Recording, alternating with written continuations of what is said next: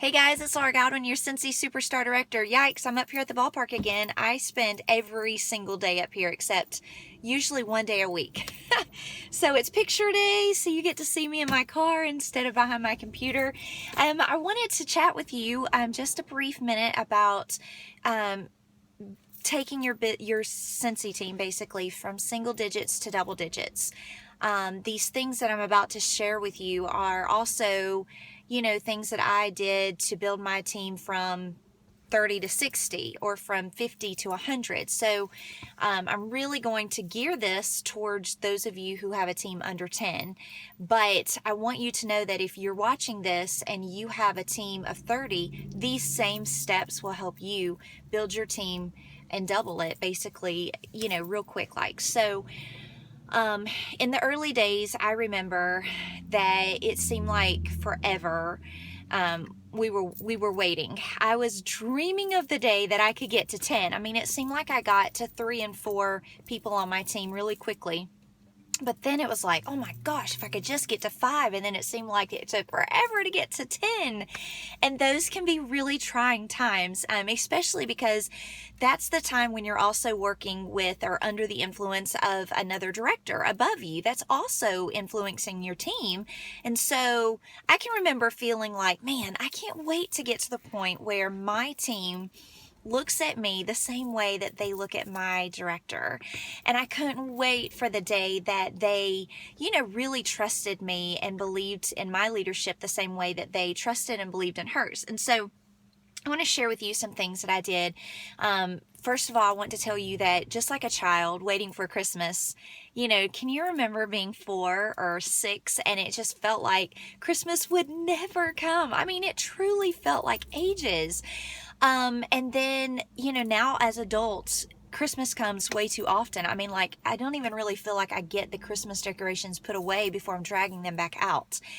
It's going to be like that in your Scentsy journey as well. These moments of, waiting and longing to get a foundation built, waiting and longing to build your team to, 10 or 20 or 30, that is going to be like you as a 6-year-old waiting for Christmas. I promise there will come a time where you blink and you've added 10 people that month. So believe in yourself, understand that this journey it's beautiful, but it's definitely, harder in the beginning than it is in the end or as you go along. So I just want to give you some real quick ideas. These are the same things that you will do to build your team from say 30 trying to get to 50. So no matter where you are in your Scentsy journey, this will help you.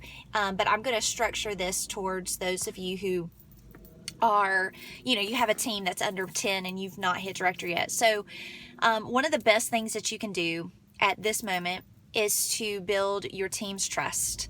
And nothing can do that more than a genuine helping spirit. I still to this day, even as a superstar director, I still to this day try to make sure that my team knows that I'm here for them. It's hard to do. I mentioned to some of you guys the other day, my team's at 277 people and I have close to 1,000 in my group. It's harder for me now to do these things, but I know how important they are because I did them in the beginning and I know that they work.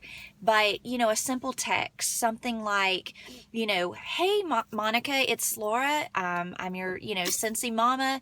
I wanted to check and make sure you didn't have any questions for me about this new incentive or the new catalog or whatever you want to say. I just want you to know I'm here for you anytime. If you ever have a question, please store my phone number in your contacts list.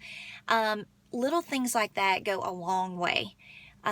What is the saying? They don't know how much, they don't care how much you know until they know how much you care. And really at this point in your Scentsy business, you're not their boss. The worst thing that you can do at this point is to make them feel like that they're accountable to you. That will actually stunt your growth big time. But when they know that you are there for them and that you're just willing to help them out, if you don't know the answer, that's fine. You can get the answer and call support for them or whatever you need to do. But in the beginning, they have got to know in their heart that you are in this to see them grow. A few ways that you can do that real fast. You can recognize them for any kind of milestone that they hit, whether it's a certain promotion, whether it's getting a new recruit, whether it's being consistent in sales. Maybe you go back and you see that they've hit 150 every single month in the last 3 months. That deserves a shout out. You need people like that on your team. You need for them to feel like that, they're special. You want to recognize them every chance you can. You want to make sure that you find ways to recognize them in ways that your director is not. So most of the directors, they've got 30 and 50 and 100 people to look out for. So this is where you really have a chance to shine with these personal texts, with getting on their Facebook wall saying how proud you are of them. You do not need to be a director to do these things. And if you wait until you get the title of director to do these things, then you will never have the foundation built with these girls and these guys as you need. So take time to genuinely show them that you're recognizing them, that you see them and their efforts. One of the things that I get told sometimes is, Laura, my sponsor is only in this for her totals. And I'll say, really? That doesn't sound like them. Tell me what you mean. And one of the things that I hear a lot is, the only time I hear from them is towards the end of the month when they're trying to hit their promotion or they're trying to get to their $10,000 or whatever, and they want to know, do I have any parties to put in? Do I have another event on the books? Am I getting to my 500 that month? And that hurts.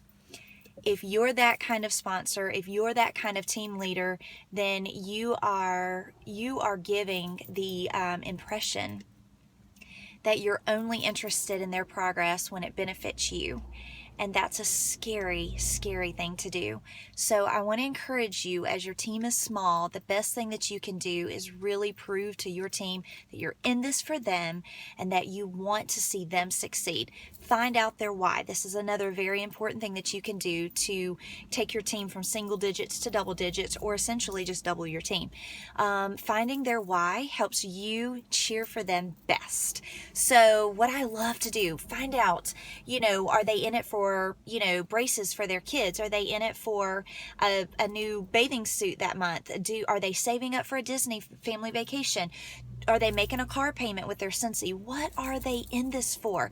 Do they just need an outlet to get out of the house as a single mom? Maybe they just need to, have something to take their mind off of all the hats that they wear every day. What are they in this for? When you know that, then you can cheer for them in a way that you never could have before. You can really, say things like, oh my gosh, Monica, I'm so excited. You did so great last month. I hope that this helps you get that coach purse you've been saving up for. You're trying to build that rapport with them, and nothing works better than knowing their why. It also makes me feel really good when someone has shared their why with me, because it makes me know that they trust me enough as their leader in Scentsy to talk about those things, and they've opened up to me about that. And so there's nothing wrong with sending a handwritten card that just says, hey, it's a brand new month. I'm really pulling for you. I know you're working for that car payment, and I believe that this month you're going to double it. You are going to have your car payment plus some. I believe in you. Believe in yourself. How did that sound? Wouldn't you love to get a handwritten postcard in the mail just like that? These are the things that you can do to take your team from good to great. One of the other things I was going to recommend is for those that live locally to you, your director may not be able to do this, or maybe, she does, but you want to kind of, do it on your own. But, have little small get-togethers at the local Starbucks or coffee shop or cafe. Invite everybody over to your open house when you have one. If you're not leading by example, then your team never will. Another thing that I hear a lot of from people is, Laura, my team just won't recruit. They won't recruit. And then don't get me wrong, I look back in their reports and I'm like, well, they're not recruiting. So why are they getting so down on their team? Or sometimes I'll hear someone say to me, Laura, my team just will not return my text. They will not respond. They don't even participate on our Facebook page. Well, they don't return my text, and the same leader doesn't participate on my team Facebook page. And so it's like, sometimes in a weird way, you get what you give. And so if you want a strong recruiting team, then you be a strong recruiter. If you want a strong sales team, then you be strong in sales.